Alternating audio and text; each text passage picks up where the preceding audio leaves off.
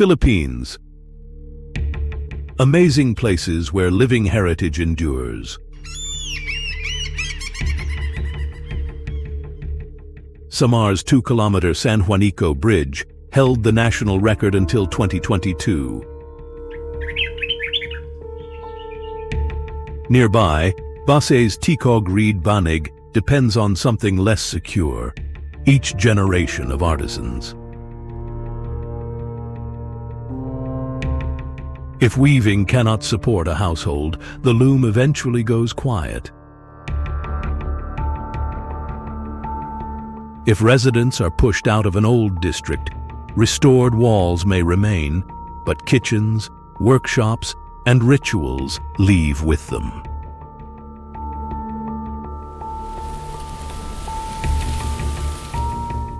That is the hard test across the Philippines: whether inherited skills and places can still carry daily life under commercial and environmental pressure.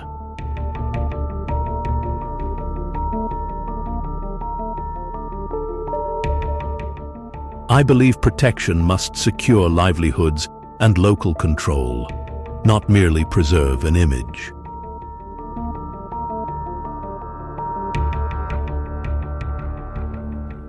In this video, we explore how communities keep heritage useful and what must change when development separates culture from the people who practice it.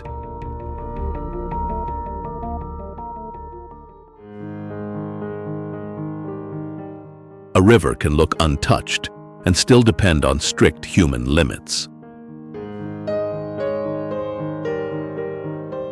Near Hinatuan, the enchanted river rises from limestone through submerged passages and a deep underwater cave network, yet swimming is barred from its protected main pool. Its cobalt color and hidden source fed local legends. Today, the harder fact is that fragile water survives only when access yields to protection. Swimming moves downstream to a designated area, and entry pauses during scheduled fish feeding. Local rules make restraint a daily conservation practice. The spring is a sensitive hydrological site. Its unseen passages matter more than uninterrupted access above. Near Bislig, Tinui An Falls spreads nearly 95 meters across 3 main tiers. Rainfall changes its volume, so the river, not its Niagara nickname, controls the spectacle. At La Suitan Lagoon, the Pacific produces another abrupt change. During the Amihan season, strong waves cross a limestone barrier and drop into the sheltered basin as a temporary waterfall. Caguate White Beach offers calmer water, but the wider route never escapes the power of changing flow. Farther inland, the argument shifts province and scale. Agusan Marsh lies in Agusan del Sur, a broad flood basin shaped by the Agusan River system. This Ramsar wetland holds swamp forest, lakes, waterbirds, and saltwater crocodiles. It also holds communities whose boats and floating or stilted homes make seasonal water levels part of ordinary work. Floodwater connects habitat, stores river water, and governs fishing, movement, and settlement. Practical knowledge stays useful because ordinary life must adjust to the marsh's changing level. The spring and marsh expose the same bargain. Rules must guard fragile water, while communities retain access, livelihood, and a voice in decisions about it.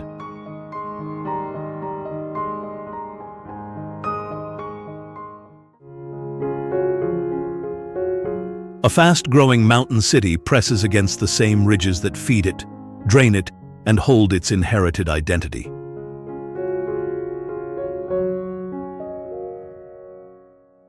Baguio sits inside Bengay's mountain landscape, but outside the province's administration. One dense urban center surrounded by steep farms, mining valleys, and indigenous ground. The boundary matters. Burnham Park and Session Road carry urban life. Camp John Hay and the Mansion preserve visible chapters of American colonial rule. A deeper continuity survives in work. Studios, markets, and Cordilleran crafts underpin UNESCO's recognition of Baguio as a creative city of crafts and folk art.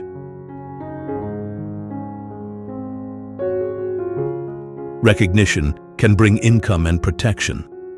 It can also flatten living cultures into decor unless artisans retain credit, payment, workspace, and authority over meaning.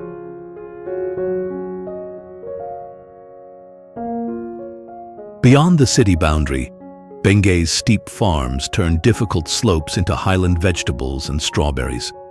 Every harvest depends on repeated labor and close judgment of mountain weather. The valleys also lead toward mining communities and Ibaloy heritage. At Cabayan, ancestral chambers demand restraint. These are sacred places, not exhibits for casual consumption. Farther east, Mount Pulag rises through pine forest, mossy woodland, and open grassland to Luzon's highest summit. Those ecological bands are easily burdened by careless access. Permits, guides, trail rules, and road checks therefore protect the mountain, especially during heavy rain. They control pressure where steep ground and fragile habitat leave little room for error.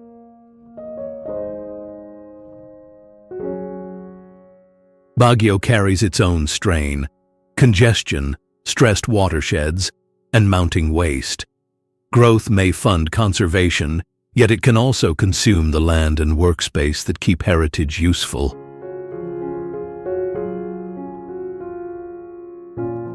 The test is whether farms, studios, and sacred ground can keep earning space inside a crowded economy.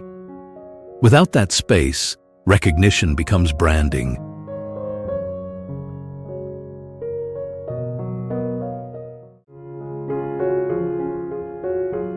The famous terraces survive only because forests, water channels, and farm labor keep working beyond the visible rice fields.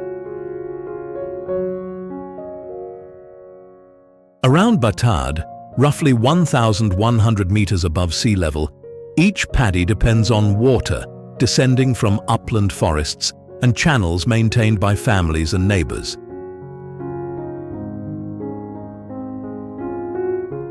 This is mountain engineering without a single finished date.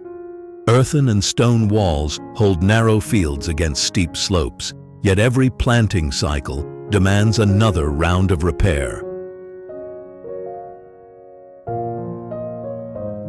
The landscape is larger than rice.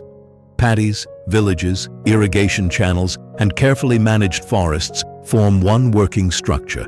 Weaken one part, and the strain travels downhill. UNESCO inscribed 5 representative clusters in 1995.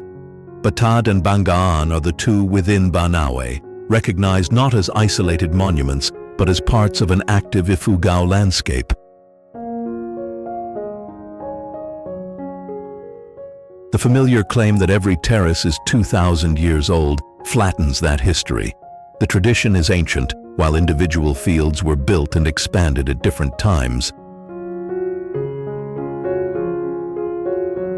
That correction makes the achievement greater, not smaller. Generations kept adapting inherited knowledge to changing ground, water, weather, and household needs. Heirloom Tinawan rice is harvested once a year, and hudhud narratives accompany parts of community life. Farming, memory, and ritual still reinforce one another. but usefulness cannot survive on respect alone. Outmigration and weak farm income reduce the hands available for repairs, while erosion, drought, and intense rain attack the walls.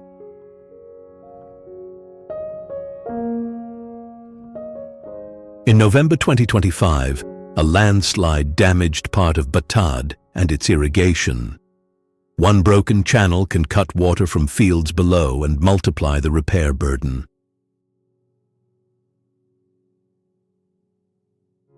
Batad's inherited identity remains admirable only while Ifugao communities retain authority over the water, work, and farm income that keep its terraces productive.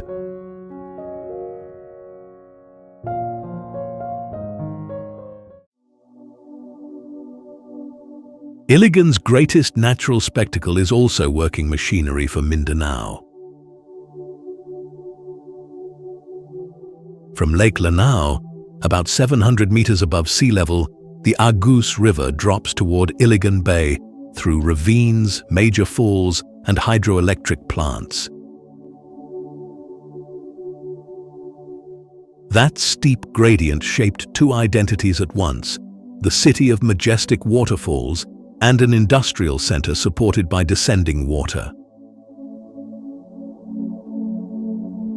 At Maria Cristina Falls, the river drops 98 meters and divides around a large boulder, sometimes forming two curtains. But this waterfall does not operate for photographs. Its flow feeds Agus 6 within the wider Agus Pulangi power network.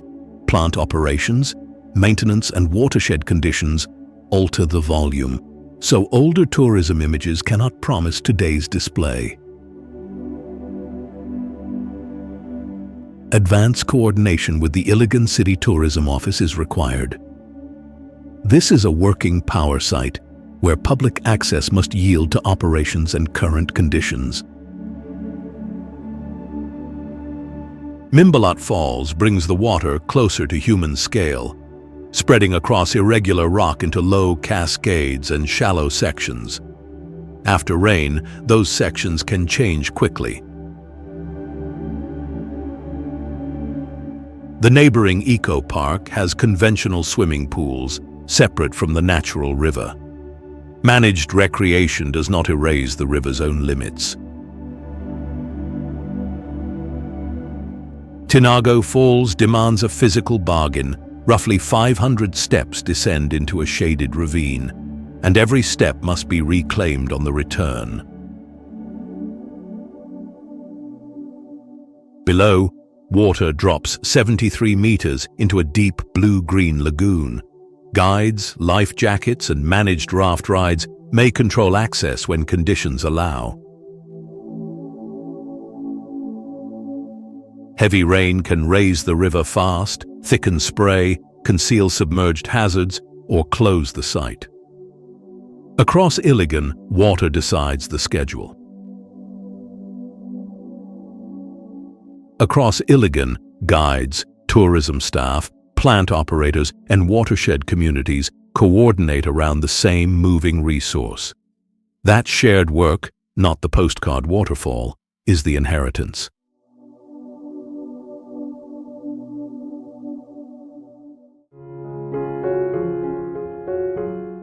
Across the Philippines, heritage survives only where communities can keep it useful. On Samar, that struggle begins with water. Samar, the Philippines' third largest island, receives heavy rainfall that drives rivers through an extensive limestone landscape. That rain is not background weather. It decides where boats can move, which passages open, and when the limestone closes access again. Pasay's Sohoton Caves and Natural Bridge Park is not Sohoton Cove in Siargao del Norte. Here, the route follows the Sohoton River beneath a forested rock arch and toward caverns cut by water working through soluble stone. Human skill answers that wet landscape in a smaller, equally disciplined form. Basay artisans work locally gathered tikog reeds into patterned banig mats, turning plant fiber into useful objects and inherited skill into daily work. I find that continuity more important than decoration. A weaving tradition remains alive only while artisans can reach the reeds, practice the craft, and keep the finished mat useful. West of the caves, concrete and steel cross the San Juanico Strait. The San Juanico Bridge carries road traffic for just over 2 kilometers between Samar and Leyte. It remained the country's longest bridge until 2022, when the nearly 9-kilometer Cebu-Cordova Link Expressway opened. The title moved. The bridge's daily task did not. Farther inland, Langun Gobingob forms part of the Calbiga cave system, described in the Philippines' UNESCO submission as the country's largest cave. Its chambers, underground streams, stalactites, and stalagmites push exploration beyond casual access. Darkness, slick rock, sudden water, and difficult navigation demand trained local guides and proper equipment. Those limits also shield fragile formations and cave wildlife. Samar proves the point. Heritage endures when local knowledge controls access, sustains work, and carries identity across water and stone.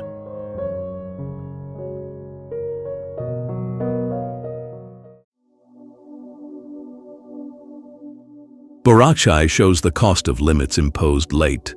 Apo asks what changes when a community helps set them early.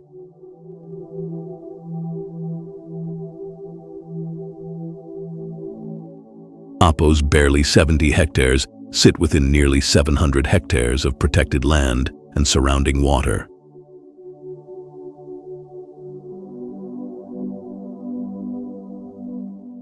The route begins in Dumaguete, a university city facing the Bohol Sea, not a resort capital built around visitors. Its waterfront, Old Belfry, and Silliman University form a cultural threshold to southern Negros and the island beyond.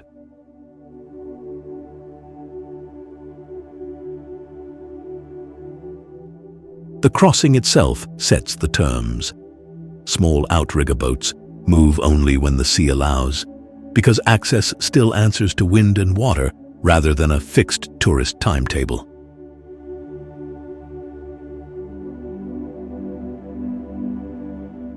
Apo is not an aquatic theme park. It is a lived-in community whose reef gained protection in 1982, when just 16 islanders initially joined the management committee.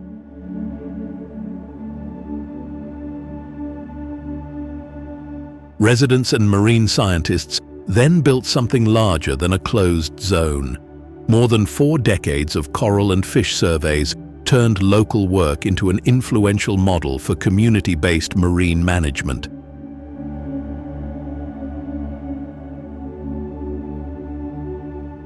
National protection widened in the 1990s. Guiding and regulated tourism brought income, while local management kept islanders involved in deciding how the reef could be used.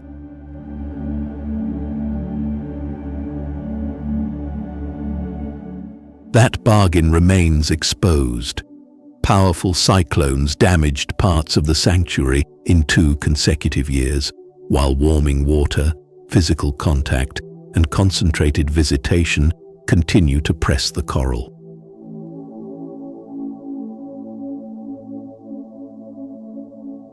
Green turtles may graze close to shore, but they are neither staged nor guaranteed. Distance matters, so do local guides, closed zones, and the hard rule that feet never touch coral.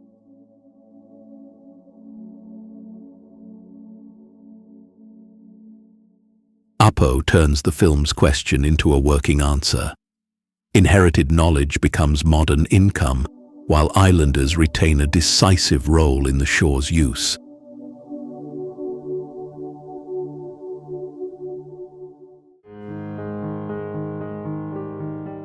On clear mornings, Mayon looks composed. Albai's safety rules begin from the opposite assumption. Mayon rises nearly 2,500 meters and remains the country's most active volcano. Repeated layers of lava and broken volcanic material assembled the cone. Its symmetry is accumulated pressure, not calm. Eruptions can send lava, ash, rock falls, and fast pyroclastic currents downhill.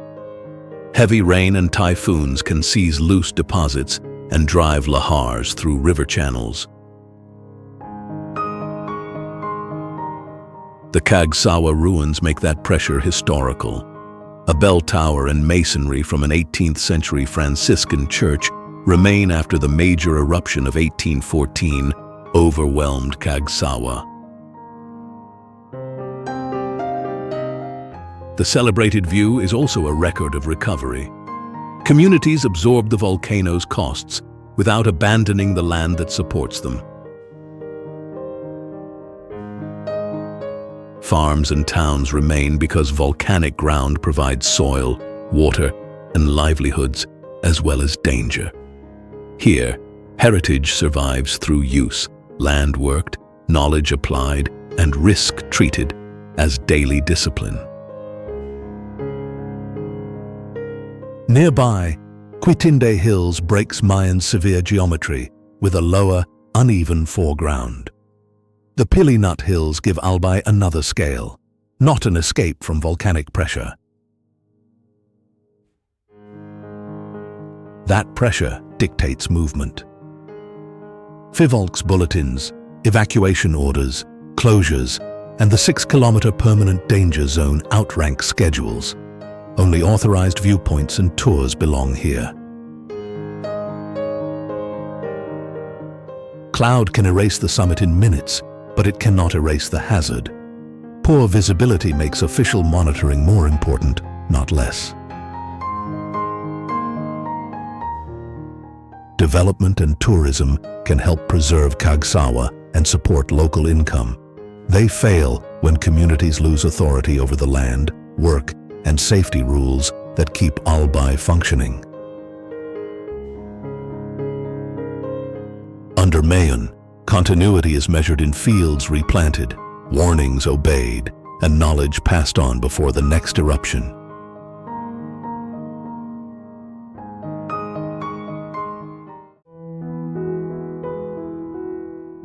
Nowhere is the bargain between tourism and homeland more compressed than on Boracay, an island of just over 1,000 hectares. Its 4-kilometer white beach helped compress intense tourism onto a narrow island shared with wetlands and an older homeland. The calm western coast, wind-exposed Bulabog Beach, and the surviving wetlands belong to one tight ecological unit. Pressure applied in one zone moves through water, drainage, and shore. This is also the homeland of the Ati, whose living culture and land rights predate the resort economy. Heritage here cannot be measured only by what remains visible to tourists. In 2018, the island reached its limit. Untreated wastewater, weak solid waste capacity, and construction across wetlands pushed the government to close Boracay to visitors for 6 months. That closure exposed the infrastructure beneath the shoreline. Sand cannot stay clean when sewers, drainage channels, and waste collection fail behind it. Reopening brought sewer connections, accredited accommodation, and tighter beachfront rules. Rehabilitation remains ongoing because reopening did not erase the island's physical limits. Green algae sharpen the point. Seasonal growth can be natural, but excessive growth may also expose nutrients entering the sea through poor wastewater control. I find Boracay most revealing, where its beauty depends on structures missing from the holiday image. Working drains, sewer links, and protected easements decide whether clear water can last. Limits also protect livelihoods. Entry procedures, accredited rooms, regulated water sport operators, and weather suspensions place boundaries around an economy that once outran the island's capacity. Rules alone are not living heritage. ATI land rights and resident authority must also shape development, or culture becomes display. Boracay proves tourism and nature can share one island only under firm limits. Its Philippine heritage endures when recovery protects homeland, livelihood, and shore together.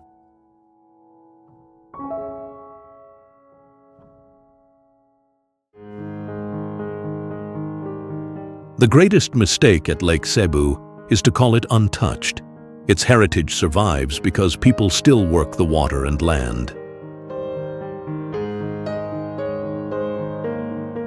Across 3 lakes, forests, waterfalls, farms, and wetlands, Tiboli and Ubo Manobo communities sustain food and culture. In July 2026, that work earned Lake Cebu recognition as the Philippines' first FAO village. The honor recognizes sustainable farming and the conservation of more than 100 traditional rice varieties. It is an FAO designation, not UNESCO World Heritage status. The protection reaches beyond a title. Since 1985, the broader watershed has been reserved to secure the Allah Valley's water supply, linking highland stewardship to life downstream. Fishing, cultivation, and tourism all press on the same water. Income keeps the landscape useful, but heavy use can strain water quality and carrying capacity. Tinalak makes the argument physical. Abaca becomes hand-woven cloth through Tiboli's skill. Heritage rests in the maker's authority over how that work is shown and sold. Filming makers, chants, or ceremonies therefore requires permission, fair payment, and context. Without those terms, culture is reduced to anonymous imagery, while its bearers lose control and income.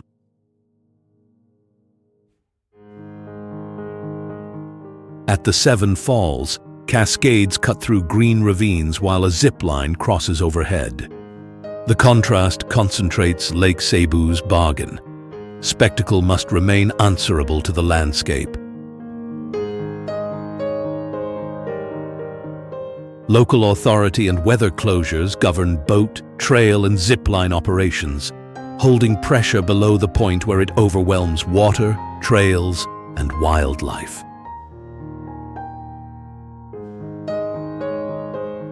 Buying authentic work directly from cultural bearers keeps income beside the skill. Keeping litter out and disturbance away from wildlife protects the ground that supports both. Lake Cebu makes the answer plain: protect the land, income, authority, and practical work that let communities carry rice, cloth, fish, and water into the future.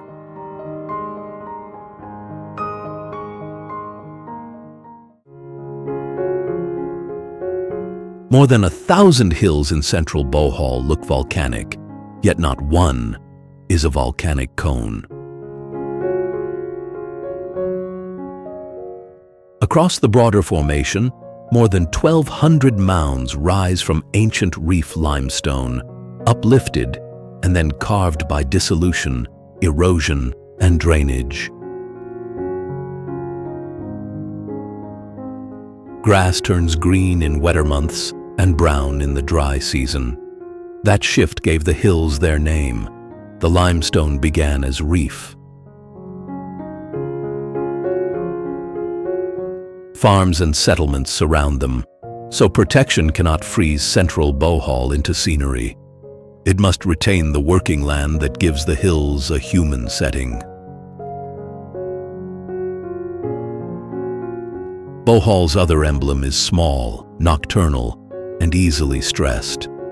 The Philippine Terraces needs forest and dense vegetation, not staged contact. Quiet viewing, no handling, and no flash are essential. They divide conservation from an encounter manufactured for a picture. The same test runs along the Lobak River. Cruises commonly carry live local music, binding hospitality and performance to a working riverside. Bohol is most convincing where heritage works in ordinary life. The bee farm links gardens, edible flowers, and local produce to hospitality. Panglao exposes the harder bargain. Alona Beach supports swimming, diving, and early boat trips, but wild dolphins are never guaranteed. Crowding, anchors, and careless pursuit burden reefs and marine animals. Tourism supports livelihoods only while the coast retains space, restraint, and control over access. At Bilar, about 2 kilometers of planted mahogany form a severe uniform corridor. Its order is striking, but it is not the diversity of native forest. That distinction matters. Bohol's enduring identity rests not on perfect images, but on communities keeping hills, forests, rivers, and reefs useful without stripping away what makes them alive.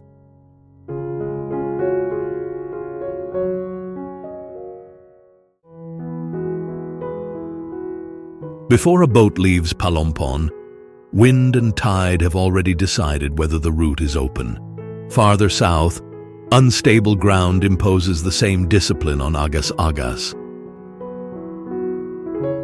Off Palompon, tides redraw Kalangaman Island. In southern Leyte, the nearly 90-meter agas-agas bridge spans a deep, landslide-prone ravine. Kalangaman's long, narrow sandbar is never fixed ground. Waves, seasonal weather, and changing tides alter its exposed shape, while little natural shade and limited freshwater narrow the margin for careless access. Authorized boats can be suspended when the sea deteriorates.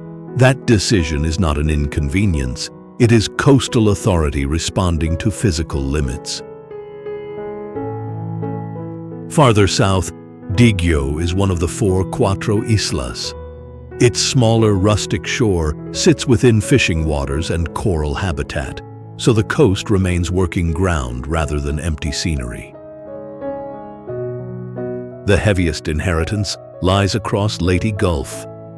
From October 23 to 26, 1944, several major naval engagements formed the Battle of Leyte Gulf, widely regarded as history's largest naval battle.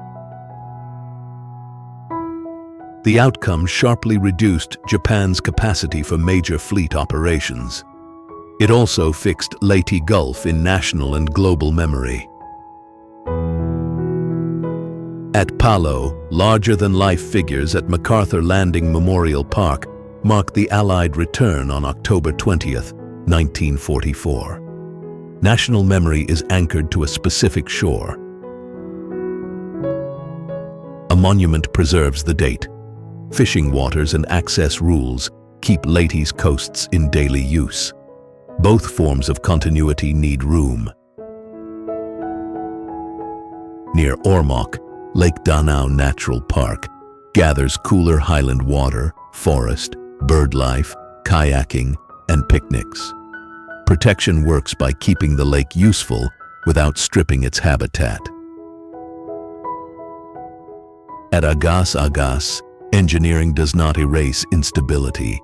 Maintenance and closures remain part of keeping the route useful. That is why Leyte's living inheritance commands respect. It still works across coast, lake, and road.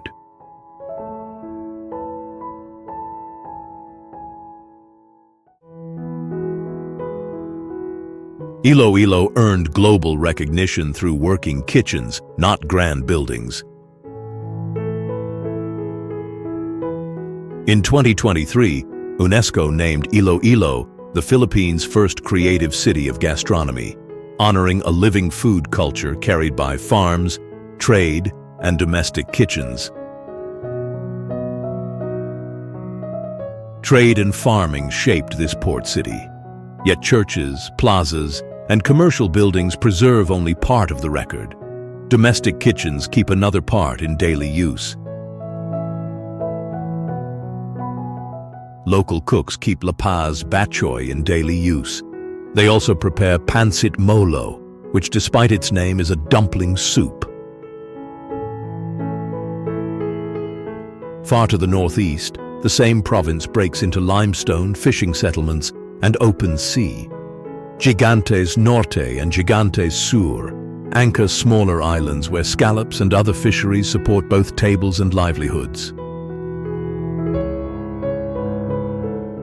Here, scale is controlled by tide and weather.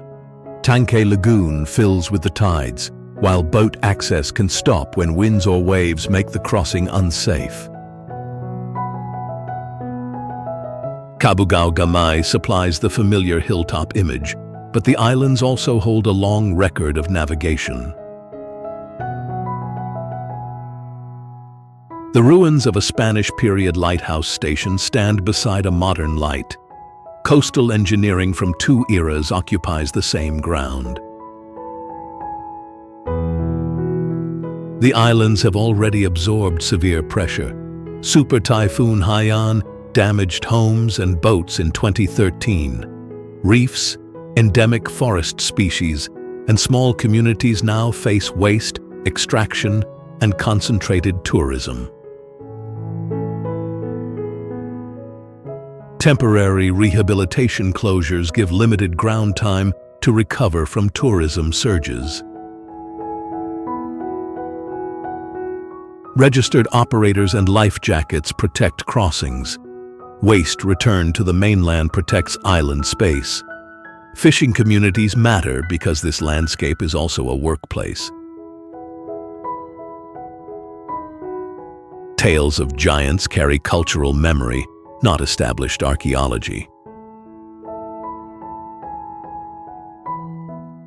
Across Iloilo and Gigantes, heritage lasts only while kitchens, fisheries, and historic sites remain useful to the communities that inherited them.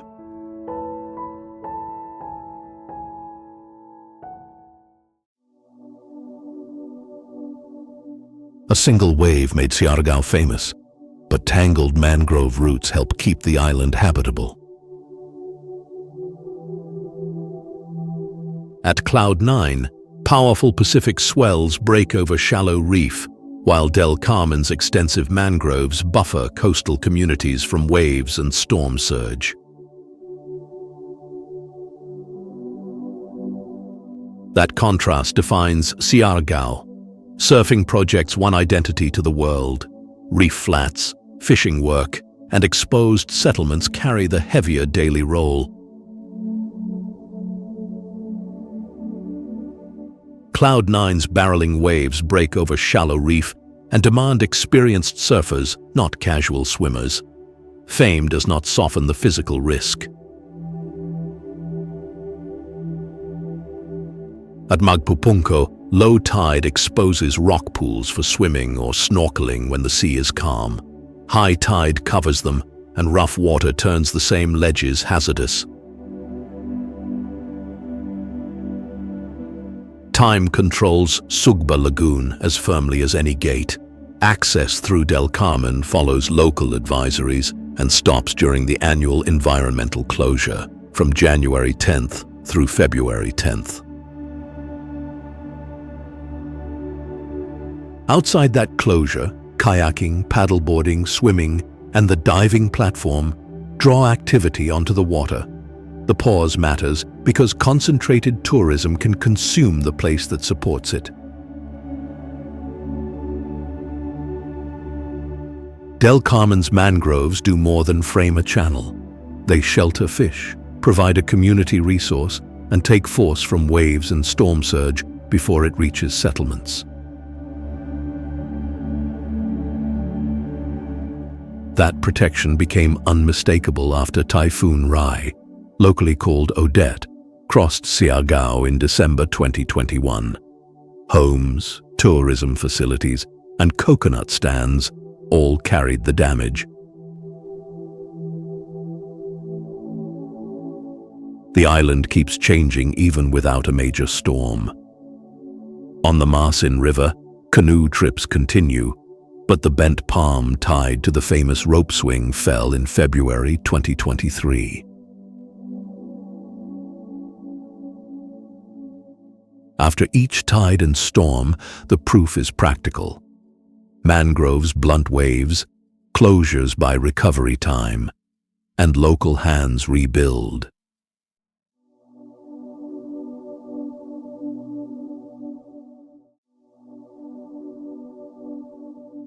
The beaches that made Caramoan famous occupy only the exposed edge of a far larger inhabited landscape. The national park covers roughly 350 hectares, while the recognized biodiversity area spreads across nearly 190 square kilometers.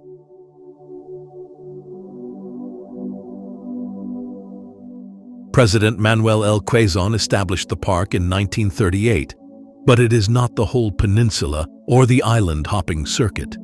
Those boundaries overlap, but they do not describe the same ground.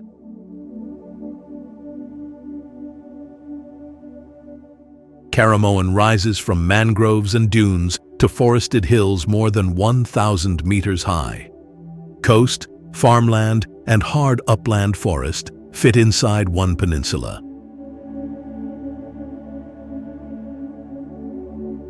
Below it lies a fractured base of limestone, sandstone, marble, and shale.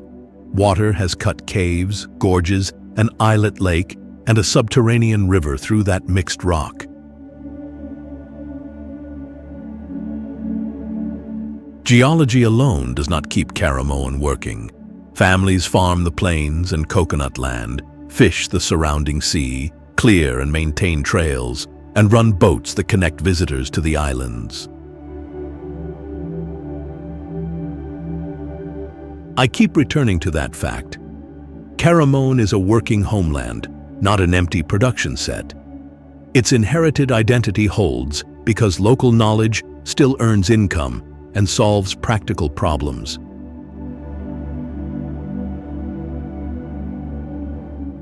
The pressure is also real. Older biodiversity assessments recorded selective logging, forest clearing for cultivation and household fuel wood collection, while steep terrain kept some forest beyond easy reach.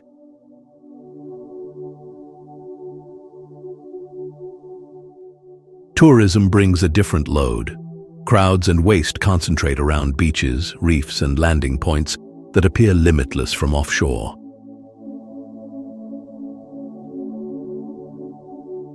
Improved access has not conquered wind, tides, or tropical weather. Crossings can still stop. Authorized boats and local guides turn judgment into protection. Caramoan is not kept distinct by scenery alone. Its future depends on whether the people who farm, fish, guide, and navigate retain land, income, and authority.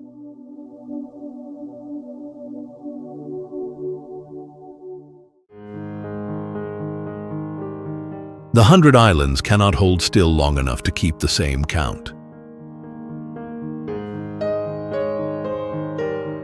Official local records count 124 islands at low tide, but only 123 when the sea covers the smallest formation. Across about 1,800 hectares of land and water, that shifting number exposes the park's real authority. The sea decides the map before any operator does. These are remnants of ancient coral limestone, lifted and worked by rain and waves. Cliffs, caves, and undercut profiles record pressure that began long before tourism. Protection began under President Manuel L. Quezon and later widened to Lucup Bay. The reason was practical. Construction and intensive use could damage the marine ground that holds the destination together.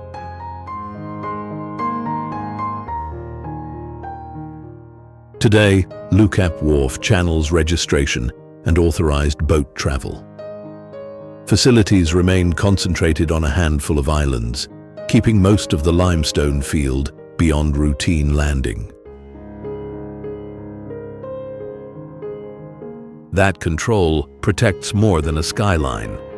Coral habitat and restored giant clams lie below the surface, where careless contact can undo years of slow recovery. An anchor dropped in the wrong place can damage living coral. Trampling, litter, and crowded snorkeling grounds add pressure growth cannot quickly absorb. Weather imposes another limit. Routes may close without warning, and an island visible from a boat is not automatically open for landing. Local operators and designated stops are not red tape. They turn conservation rules into daily work and give residents a practical role in guarding the Gulf. Below the postcard line, boat crews, wardens, and restoration teams keep access possible without surrendering the reef. Pangasinan's identity endures when people managing these waters make protection stronger than expansion.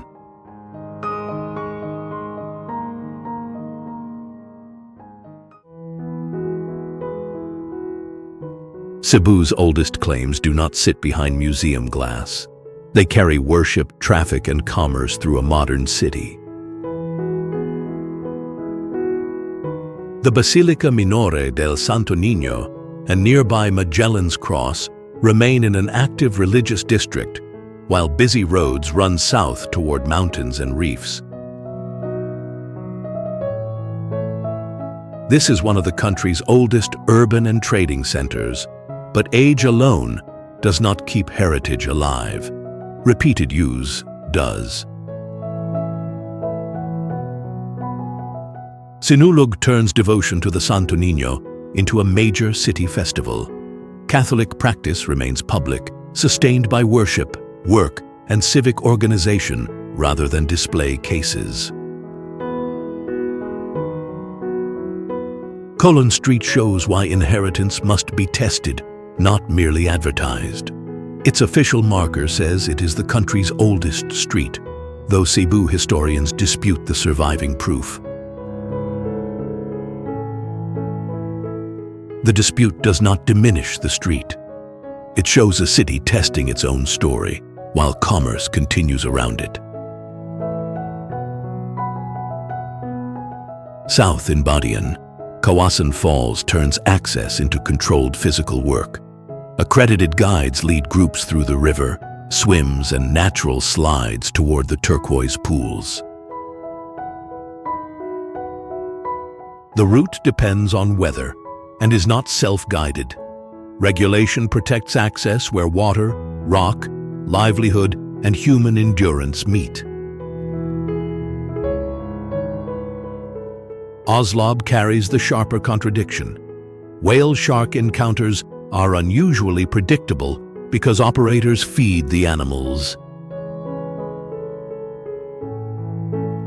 That certainty supports boat crews and tourism income, yet research records changes in the shark's residency, diving behavior, and habitat use. The species is listed as endangered. Separation distances, no touching or pursuit, and photography restrictions reduce immediate disturbance. They cannot resolve the conflict created when wild behavior drives a local economy. Cebu leaves the contradiction unresolved. Income can keep inherited places in use, but not by overruling evidence, safety, or the needs of wildlife.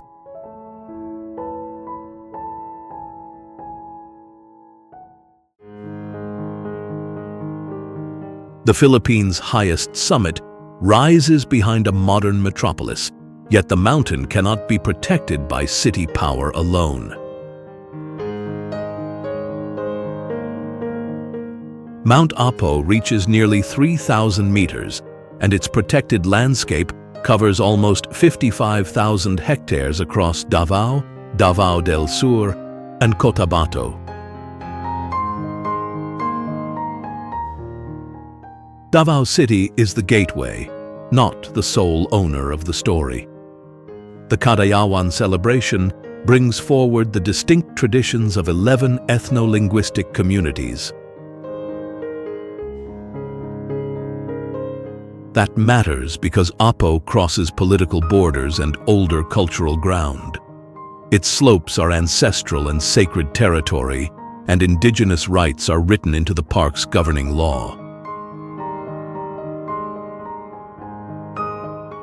The climb also crosses hard ecological bands: agricultural edges, montane forest, wet mossy forest, then exposed volcanic rock and sulfur vents. This is not an extinct cone. Fivolks classifies Apo as potentially active, without suggesting an imminent eruption.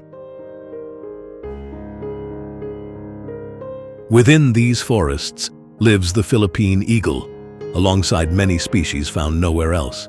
Their shelter narrows when fire, forest conversion, rubbish, and concentrated climbing press into the same ground. Protection on paper therefore has to become control on the ground. Permits, registered guides, daily limits, and local weather decisions spread pressure and give communities a practical role. In mid-August 2026, trekking and camping remain closed until the end of August for the annual ecological off-season. The pause gives an overused mountain time for maintenance and recovery. Once routes reopen, conservative pacing and zero-waste camps are more than trail manners. They reduce damage, support regulated local work, and keep sacred places from becoming summit props. Mount Apo sets a late, decisive measure. Inherited authority must shape what happens next. Here, heritage remains useful by guarding land, directing access, and carrying responsibility into modern life.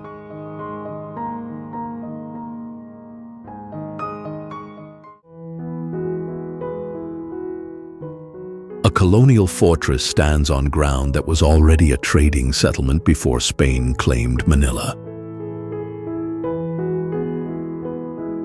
At the mouth of the Pasig River, Maynila controlled a valuable river entrance before the Spanish arrival in 1571. Stone walls later enclosed the colonial capital. Fort Santiago turned that geography into defense. Its position guarded the river from the same ground once defended by Raja Sulaiman's palisades. The walls did not begin Manila's history. They overlaid an older center, then concentrated the institutions and trade links connecting the Philippines with Mexico, China, and Spain. San Agustin Church preserves a World Heritage component here, but its importance is not limited to age or masonry. It remains a working sacred space. That distinction matters. Students, worshippers, residents, and visitors still share intramuros, so preservation must protect daily use rather than freeze the district as scenery. The walls also carry the pressure of nationhood. In 1896, José Rizal was imprisoned in Fort Santiago, making colonial stone part of the country's political memory. Then came the devastation of February and March 1945. Most of the walled city was destroyed, amid the loss of roughly 100,000 civilians across Manila.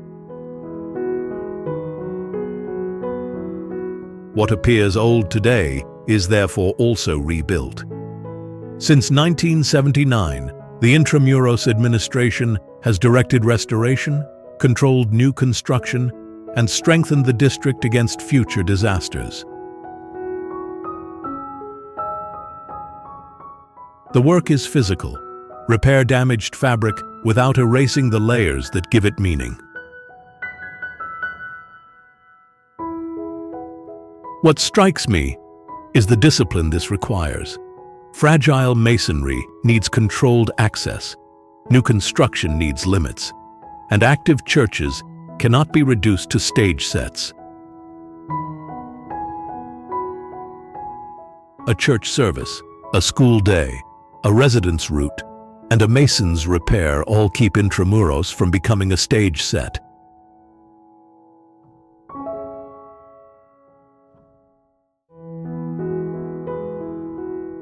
A buttressed church, moving dunes, and a wind farm occupy one exposed province, each answering a different kind of pressure.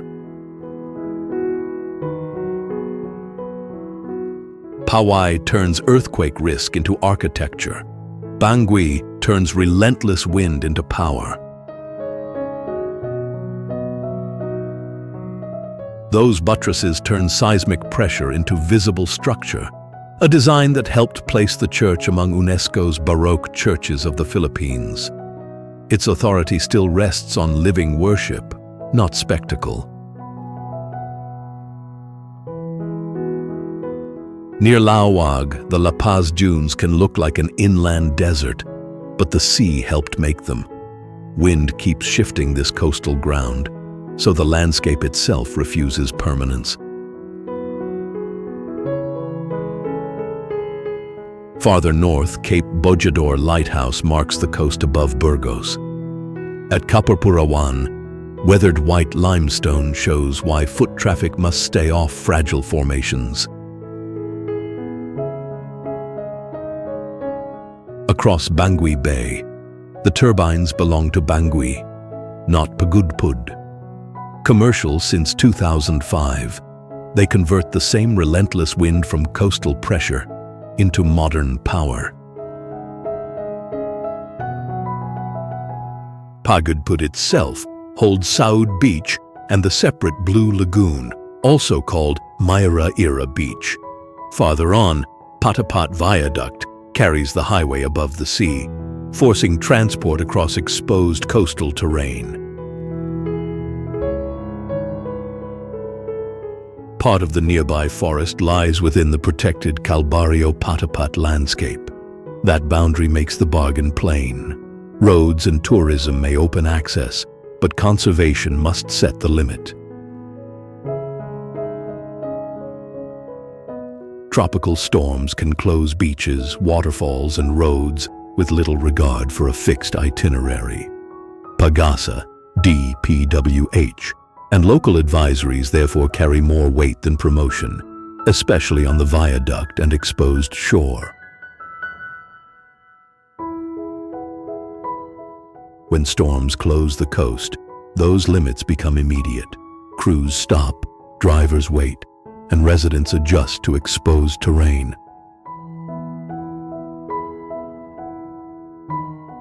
The final image is a working province, worship behind buttressed stone, electricity drawn from coastal wind, and transport held within ecological limits.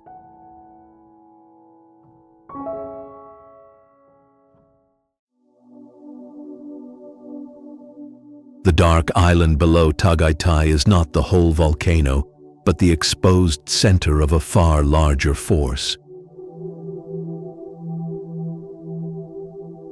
Its caldera spans roughly 15 by 20 kilometers, while the lake, island, and watershed cover more than 62,000 protected hectares.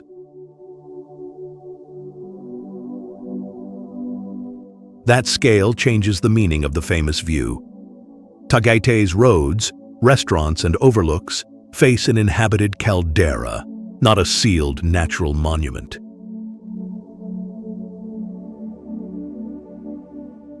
Along the lakeshore, families draw income from fishing, aquaculture, farming, boat transport, and local tourism. Volcanic ground supports life, then forces every livelihood to remain flexible.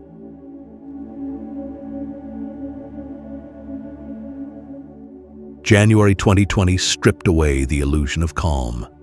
Ash climbed rapidly, volcanic lightning cut through the cloud, fissures opened, and mass evacuations disrupted movement far beyond the lake. Even without a large eruption, sulfur dioxide can gather as volcanic smog. A quiet crater is not the same as an inactive one. As of August 2026, Taal remained at alert level 1, meaning low-level unrest.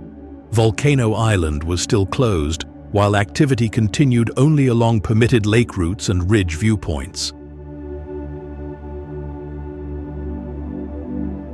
Those limits are not barriers to heritage. They are what allow daily work to continue beside a volcano that can change conditions with little warning. The pressure also reaches the water.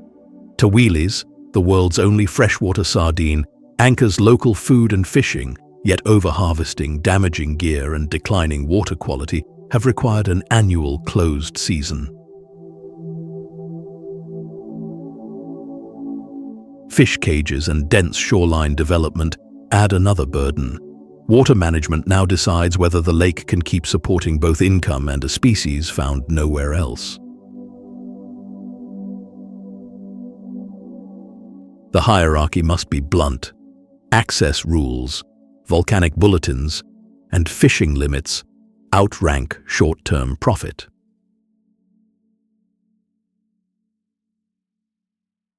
The famous view is therefore the least important measure of continuity. The real test is whether work can continue without treating the caldera as tame.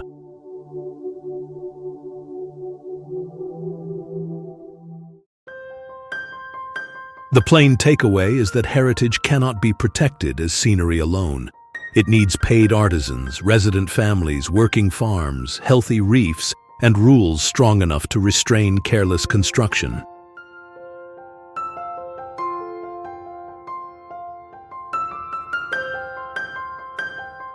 Government must fund maintenance and local livelihoods. Developers must accept firm limits on land, water, and access. Tourism must return value to the communities carrying the culture.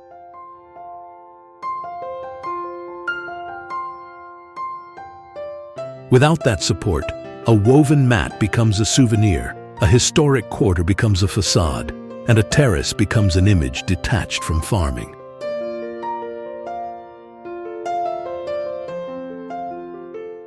I no longer see conservation as an attempt to freeze the past. It is the harder task of keeping knowledge useful while the country builds, trades, and grows.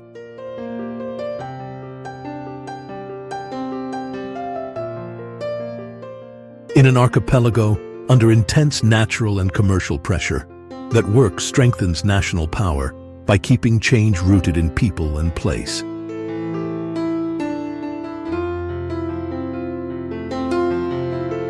Continue this documentary journey through places where heritage still earns its place in modern life, and examine the choices that let communities carry it forward, without becoming exhibits themselves.